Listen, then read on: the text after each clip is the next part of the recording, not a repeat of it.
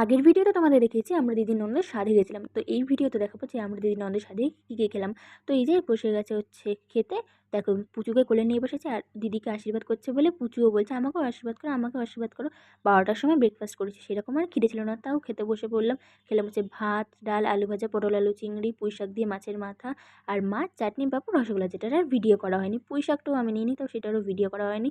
তারপর খেয়ে দিয়ে উঠে একটু রেস্ট নিয়ে 3:30 4টের দিকে আমরা বেরিয়ে পড়লাম বাড়ি যাওয়ার জন্যে। তারপরে ওখান থেকে টোটো ধরে আমরা চলে গেলাম হচ্ছে স্টেশনের দিকে। তো যাওয়ার পথে দেখতে পেয়েছিলাম একটা রথ, বেশ সুন্দর ছিল, ফুল টুল দিয়ে সাজানো ছিল। যাই হোক, টানতে তো পারলাম না, দূর থেকেই দেখলাম।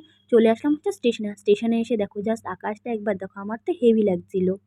তারপর ট্রেন এসে যাওয়া, ট্রেনে উঠে আমরা চলে আসলাম হচ্ছে দমদম থেকে নেমে দেখো, আর এদিকে দেখো কত বৃষ্টি হয়েছে, পুরো জল কাদায় ভর্তি হয়ে গেছে। এখানেও জানো তো আরেকটা ছোট্ট রথ দেখতে পেয়েছিলাম, এটাও টানতে পারলাম যেহেতু রানিং টোটোতে ছিলাম। তারপর ফুল মালা কিনে চলে আসলাম হচ্ছে বাড়িতে। তো আজকের মতো এতটাই, এরপরে কি করেছিলাম পরে আসছে, টাটা।